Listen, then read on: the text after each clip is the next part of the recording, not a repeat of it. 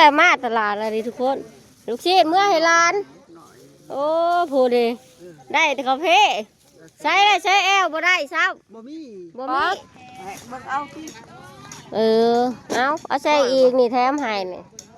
อันนี้ไม่ยายเรามาซื้อซอยทุกคนมันแก้วพี่น้องผู้เฒ่าบ่มีแก้วใส่10 บาท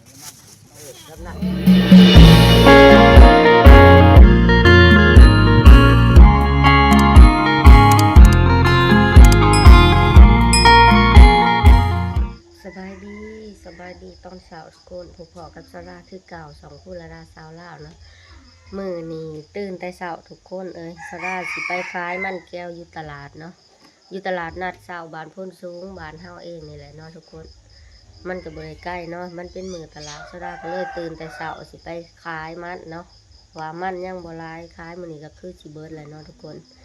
ตื่นแต่เด็กๆเนาะพอเฒ่าจอยแล้วก็ลูกแต่เด็กมานั่งกินกาแฟทุกคนสูบยากินกาแฟแต่เด็กนี่บ่ไปบ่ตลาดได้สิไปตลาดไปตลาดไปแล้วเขาจะแบบช่วยปุ่นเขาไปไปจะจอยว่าสวยสิไปนะจ้ะสราสิไปก่อนเราเพิ่นว่าสวยเพิ่นสิไปเนาะก็เขาต้องไปแต่เดินกันทุกคนไปเตรียมหานเตรียมหนีเนาะ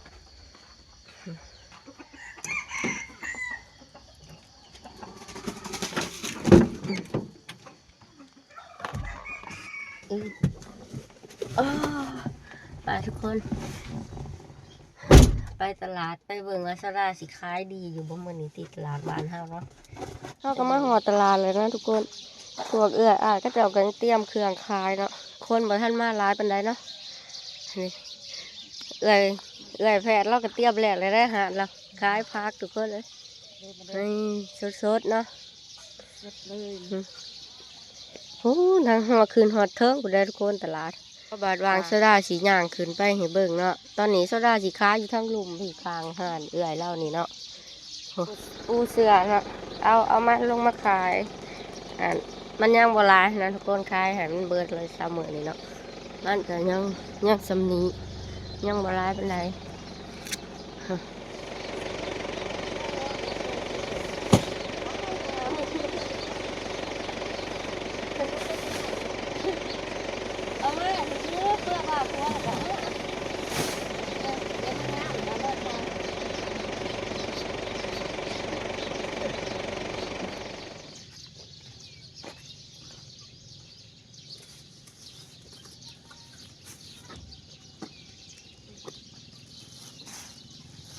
เขาก็สามารถเลี้ยงทองออกเลี้ยงขายเลยนะครับ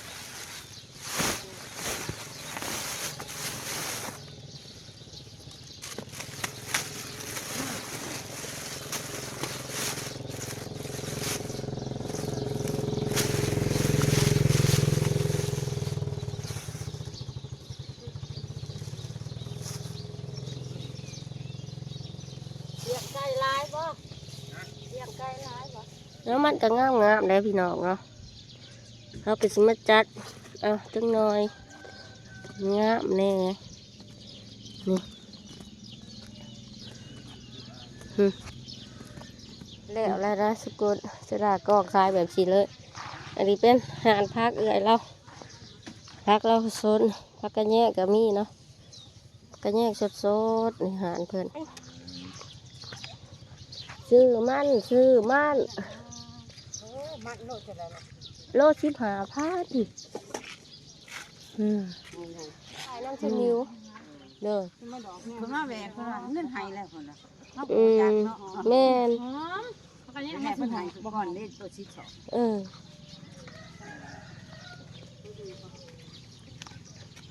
ตลาด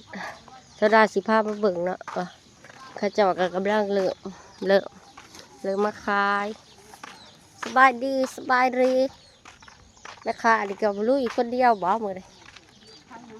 นี่เอามาแล้วก็มาลงมาขายเลยแม่หาแล้วโล15,00010 ปลาปูมีครบเด้อหานเพิ่นเด้อมาแต่เด้อครูบ่าวหน่อยนะก็จะเริ่มตั้งหานเละแล้วนะทุกคนนี่ข้าวโพดข้าวปุ้นมีแล้วนะข้าวปุ้นก็มีหลายนะตลาดเช้า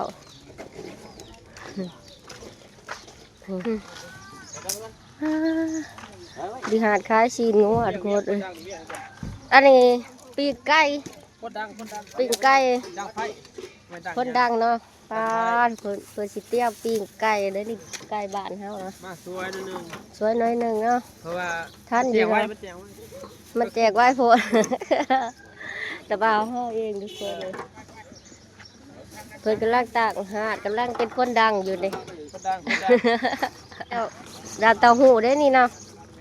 มาอีกเลยโอ้ฮอดชุดพุ่นเลยนะทุกคนเนาะเนาะแล้วก็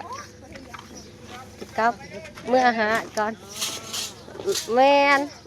ญาติลูกค้ามาเมื่อก่อนถ่ายให้พี่น้องเบิกดิฮะผู้สาวมาเลยเอามันมาขายสะแอนสิขนมว่าแอมขายแล้วเอาดอกไห้หันพี่น้องเขาจะกันลังเริ่มมากเลยเนาะลูกคน ซื้อมันแก้ว ซื้อมันแก้วพี่น้อง เฒ่าผู้เฒ่าบ่มีแก้วใส่10 บาททำหน้ากูเอามาเดี๋ยวเอาเงินมา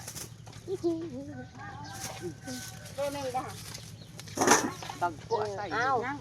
หอดแล้ว โอ้ บ่ ไก่สิฮอด2โล ได้แล้วไปโลดมาเว้ยเอา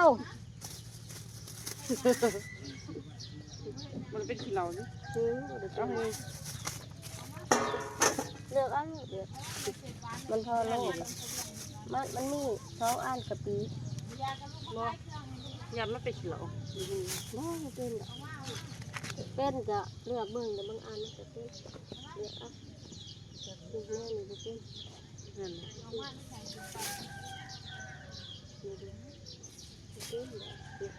่ะ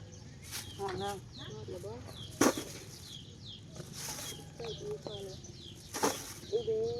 นอนเป็นมามั้ง ได้ไหมได้อยู่ได้เลยทอดก็ได้เงินมันจะขึ้นใช่ก็ได้ กำไรอันละไม่ถือว่ากำไรอันได้อยู่บ่ลูก กรอบนะเศร้าเร็ว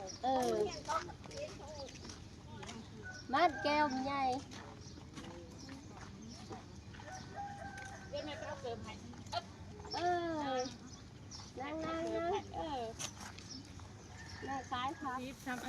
นั่งมีมันทำมาซิปพักกันยัง ก็ตะแย่งกับเช้ามาชิปเด้ตื่นมาเลยเฮ้ยเช้าหน่อย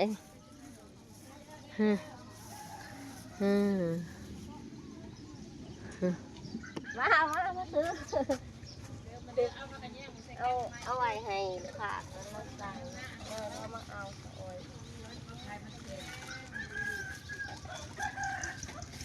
มาขายมันได้บาท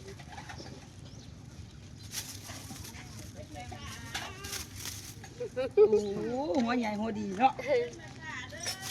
บ้านแต่หัวใหญ่เนี่ย ยังเบิดยังบ่หลายเบิดเลยนี่ บ่ไม่มาลายบ่ 4 ถุงเบิดเลยนี่ยังสมีแหละ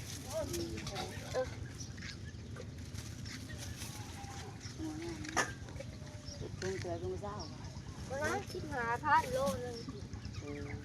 โลหวาน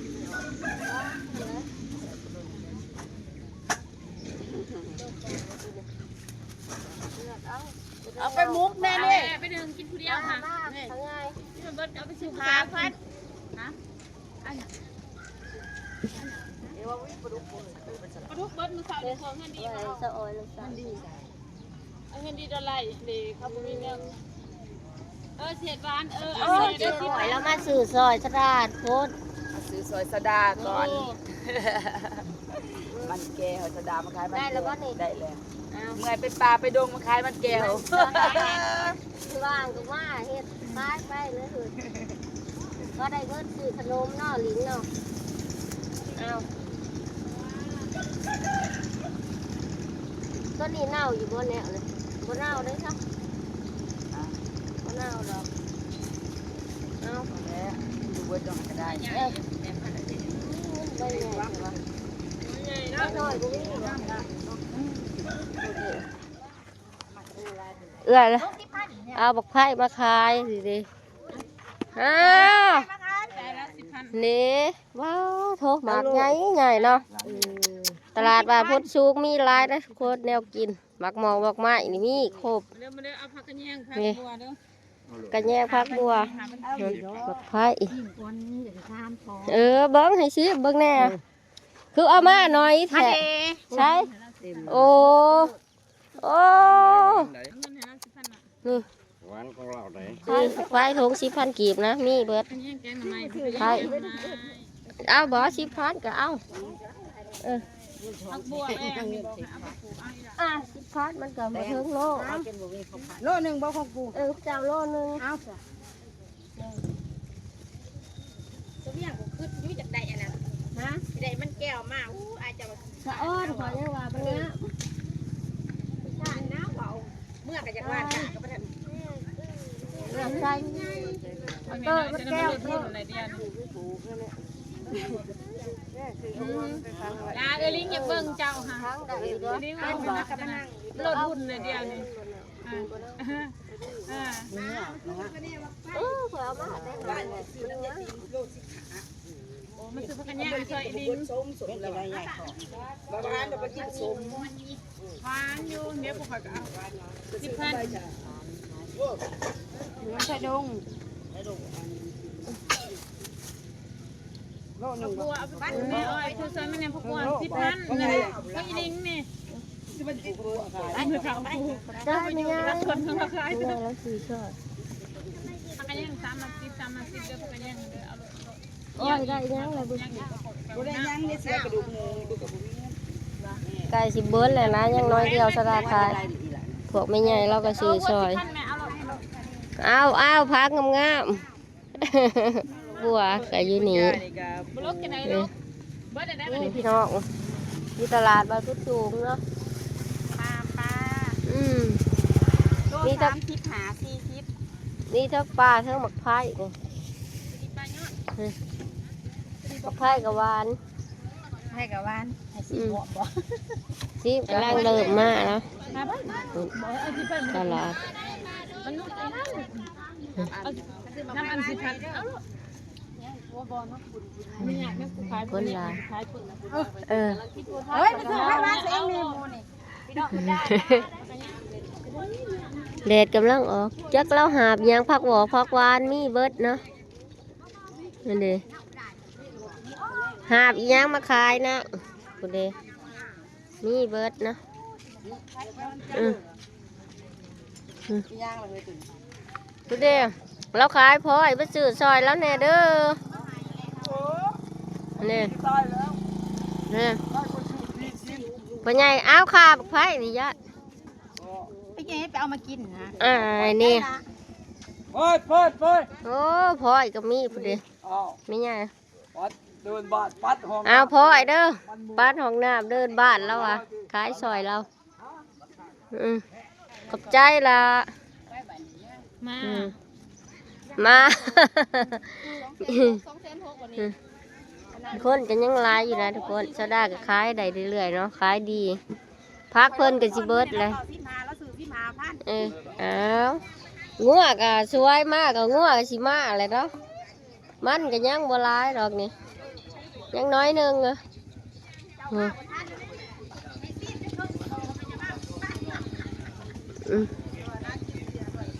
นั่งแหละมาตลาดเลยดิทุกคนลูกชิ้นเมื่อให้ร้าน โอ้พูดดิได้แต่กาแฟใช้ได้ใช้แอลบ่ได้ซ้ บ่มี ำบ่มี ไปได้ตัว บาดไปคงสิซื้อให้ดอก ไปเมื่อก่อน คนนั้นบ่ได้มาสักยาบ่ นี่เด้เราสัก เต็มร้อยปานใด20,000บ่ ย่ายังเลย ฮะยาบำรุงฮะ โอ้ เต็มร้อยปานใด การเศร้าหาแล้ววะเห็นดิเออ เรามวนบ้านก็เราชื่อได้เดี๋ยวนี้ เออก ระยาบ่ขายก็ เออ ขายโอ้ย ขายมาอีกเนาะพ่อใหญ่ บ่เน่าบ่มี เออป๊อก เบิ่งเอาที่ เออเอาใส่อีกนี่แถมให้นี่อันนี้ไม่ใหญ่เรามาซื้อซอยทุกคนงามได้นี่จ้ะบ่ได้เน่าเลยนี่ ตัวนี้ได้จุดติดเอา บ่ได้เน่าอ่ะ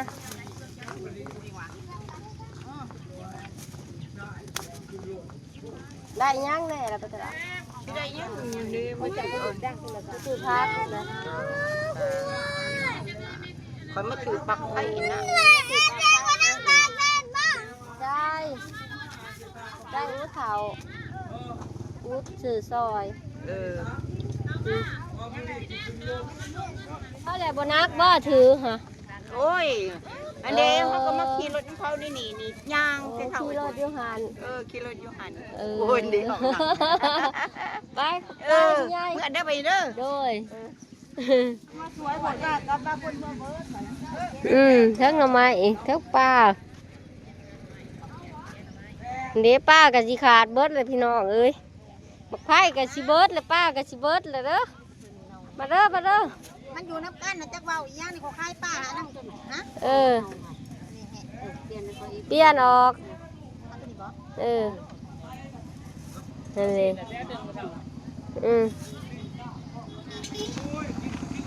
ตะจอยเมื่ออะไรโอ้เรายางเมื่อไหวทุกคนตะจอยมาซื้อใช้แอลบ่ได้ใช้แอลเมื่อแล้วกูอดจ้อเดี๋ยวเดี๋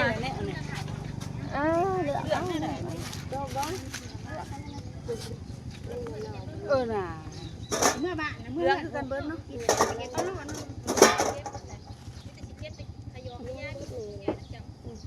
มีแต่กระสอบเลยจะเอาก็เอากระสอบ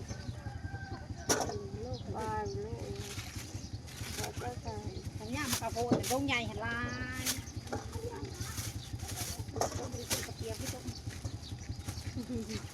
พุยไฟเด็กบ้านจะไฟใครพุย เพื่อนหมอปิ้งนี่เด้ คุย ปุ้ยน้ำปุ้ยขาหยาบ่ ที่บุกเศร้าซูนนี่นะ โอ้ปุ้ยใหญ่บ่มี เอาเดียวลูก ขา เอา หยาเอาเขาจะเอาหางใส่ เร็วลูกเร็วเร็วเร็วเร็ว เพื่อนหมอปิ้งหั่นแหละปุ้ยหรือว่าปุ้ยอันนั้นปุ้ยขาหยาขาเยอะ ย่างพญาก็มีสิได้ย่างรับมาซื้อ มาซื้อโลดบ่เอามาเด้ย่างละปุ้ยอะไรซื้อ บ่ตอนนี้ก็โซดาก็ว่าสิมื้อแล้วนะทุกคนสิมาเลาะมาซื้อเอาแป้งนัวก่อนยายเอาแป้งนัวให้แน่ เก็บเด้อบ่นะสวยฮะเอาไปได้ละถ้าซื้อหาคือเอาไปน้ำเอาสวยเด้อบ่นะ นี่ สวยมาเก็บเงินแหละ ซื้อแป้งนัวเช้าขายบักเงาะมีลายอยู่นะทุกคนตอนนี้โซดาเลาะขึ้นมาเทิงมันแก้วโซดาก็เบิดแล้วนะยังน้อยหนึ่งจะเอาไว้ให้เบาเฮียงเด้บักมีก็มี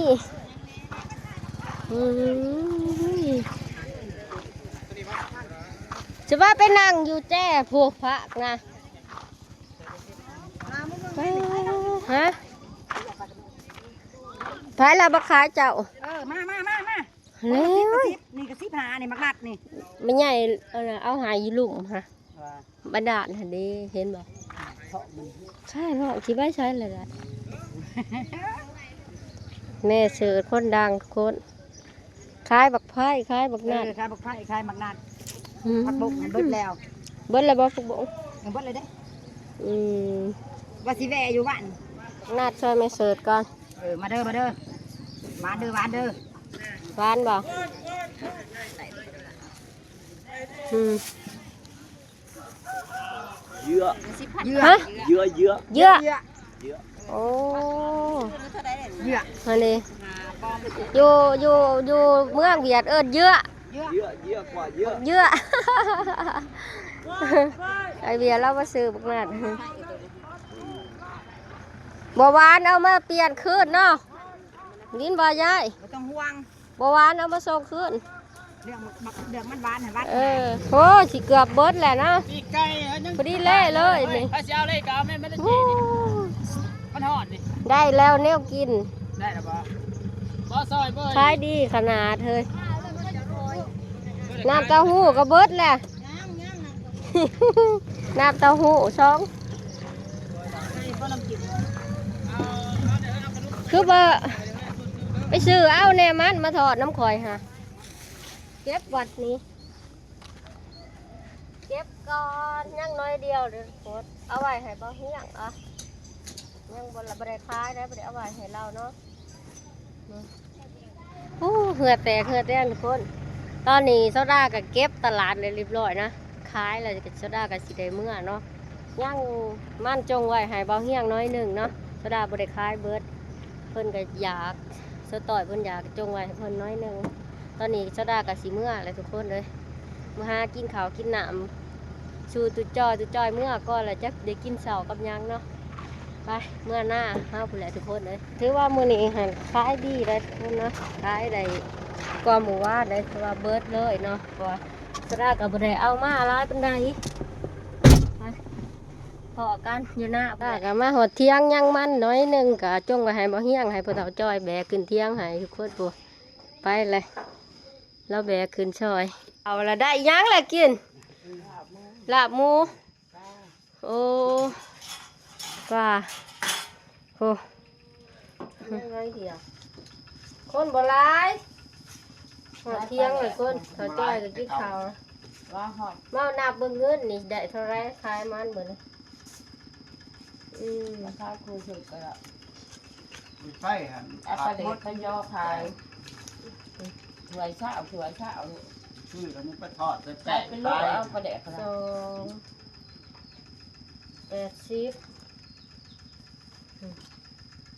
แสน นี่จะถือหาซื้อพันก่อนบ้านเขาเบิดขนาดน่ะ 282แสน30 เอ้ามัน 40 แน่ 50 เนี่ยสิได้เงินเลอะตายเอาเงินเนี่ยมันหยาบ ใน300,000กีบทุกคนนี่นะจะได้ขายมาบ่ได้เงิน300,000ก็ประมาณ500 กว่าบาทแล้วเนาะก็เป็นเงินไทยครับได้ซ้ำนี้แหละมื้อนี้มันก็เบิดแล้วเด้พอแล้วเช้าขายล่ะจงไว้ให้สะต่อยตัวนะก็พอได้กินแน่ก็บ่ได้เสียเงินซื้อเขาหั่นแหละคนเฮาก็ได้กินแน่เนาะนี่ แล้ว กิน ขาย ข้าว เรื่ แล่ อย นอีเอาไว้โลดเอาไว้โลดแล้วว่าสิเอาให้คืนเงินเอาเงินค่าแล่นให้เราแล้วว่าสิซื้อใส่แอลบัดไปโคกพุ่นแหละจักย่ามได้แหละเนาะเพราะว่ามันมีอยู่ตลาดโคกพุ่นแหละให้เราเอาไว้โลดเงินบ่เอาน้ำเรามาแต่ตลาดนอนพักผ่อนจะหน่อยคืนผู้ต่อแล้วว่ะตาจอยแม่โบได้อีกฮะ ได้ห้อยได้หัวอยู่เลย ลายบ่โอ้เบิ่งแม่โบแล้วไปสอนหัวยังแน่หน่อย หัวแก้ว ตาเท่าหัวเกลียดก้นแม่โบไปสอน หัวเขียดน้อง เอ็กยังเท่าจอย กินข้าวแล้วก็ชูบยาผู้ฮะ จะได้ดวงดีบ่ ดวงดีสดามาแต่ตลาดกินข้าวกินน้ำแล้วสิไปเฮ็ดบอนปลูกมันแก้วทุกคนไปเฮ็ดคู่มันแก้วเนาะปลูกไว้พอได้กินบ่เป็นหัวกันกินยอดกินหยังมันลวกกินเนาะสดาสิไปปลูกไว้ก็มันหญ้าคืนหลายสดาก็สิขุดคู่เอาใหม่เนาะแต่ได้ชวนบักพริกบอนสดาปลูกบักแต้บักถั่วบอนเก่าหั่นแหละสดาก็สิมาขุดเอาไปคู่เอาเนาะนี่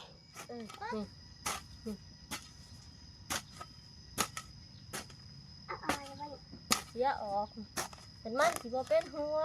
บ่เฮ็ดของแม่ ไปสบายดีแม่แม่สบายดีสบายดีพ่อแม่พี่น้องไปดีพ่อแม่พี่น้องมาเพ่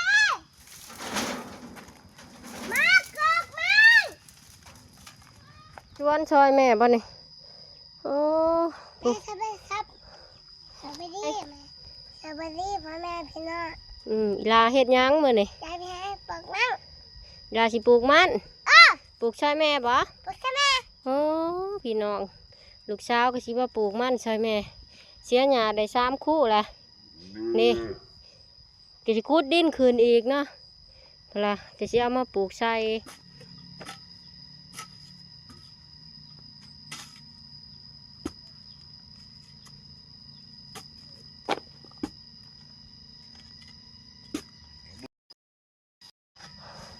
คู่ใดคู่เดียวนี่ก็เมื่อยเลยนะทุกคน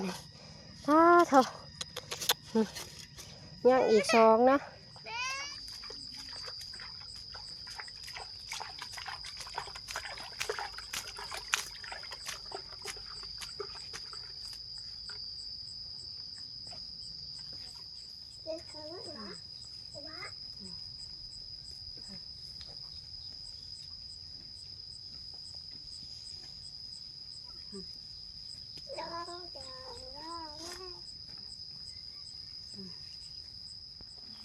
แม่สบายดีแม่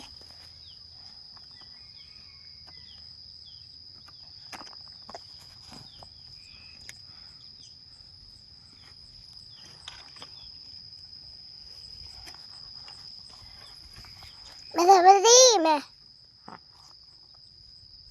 ตอนนี้ชรากะปลูกเสร็จสิ้นเรียบร้อยทุกคนนี่พอดีได้3คู่เนาะเครือมันแก้วปลูกไว้จักสิเป็นบ่เป็นล่ะเนาะลองเบิ่ง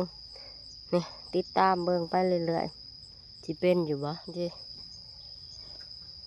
ชรากะสิได้รดน้ำก่อนช่วงแรกนี่ญาติมันตายนะทุกคนเพราะว่ามันแดดเนาะเรียบร้อยแล้ว